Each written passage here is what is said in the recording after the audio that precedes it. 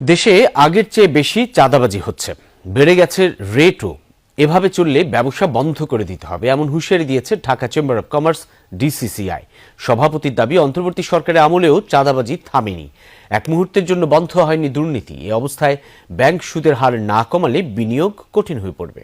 Hot আর সুইটনেসের perfect ব্যালেন্সে যে কোনো স্ন্যাক্সের আসল মজা আনে রুচি হট টমেটো সস। কয়েকদিন ধরেই চাঁদাবাজি ইস্যুতে সরগরম ব্যবসায়ী মহল। রাজধানী ও বিভিন্ন জেলা থেকে অভিযোগ মিলছে, একের পর এক ব্যবস্থা নিচ্ছে আইন শৃঙ্খলা বাহিনীও। টিআইবির সবশেষ হিসাবে দেশে প্রতি বছর শুধু বাস, মিনিবাস ও ট্রাক থেকেই চাঁদা আদায় হয় ১,০০০ কোটি টাকার বেশি। সারা দেশের হকার ও ছোট ব্যবসায়ীদের দিতে হয় প্রায় ৩,০০০ কোটি টাকা। এর মতে এলডিসি গ্র্যাজুয়েশনের ফলে নতুন সরকারের কাছে ঢাকা চেম্বারের প্রত্যাশা নিয়ে আয়োজিত ব্রিফিংয়ে উঠে আসে চাঁদাবাজি প্রসঙ্গ। সভাপতি তাসকিন আহমেদ জানান, এসবের কারণে কারখানায় উৎপাদন খরচ বাড়ছে।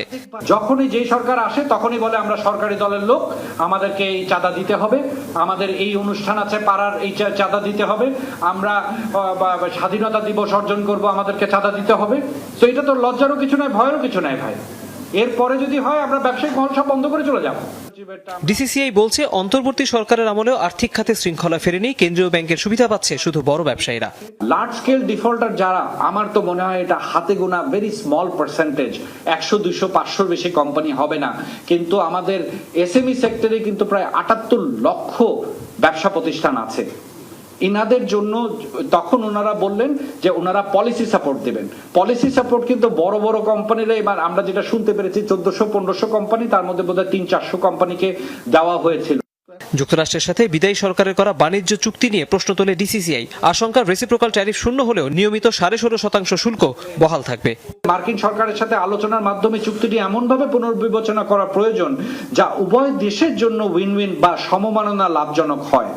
ইতিমধ্যে আমরা দেখেছি আমেরিকান সুপ্রিম কোর্ট, যেটা আমরা বললাম, রেসিপ্রোকাল ট্যারিফ অবৈধ ঘোষণা করেছে। এখন এগ্রিমেন্টটা যদি স্ট্যান্ড করে, সরকারের উচিত হবে ইমিডিয়েটলি এটাকে আবার রিনেগোসিয়েশনের জন্য বসা।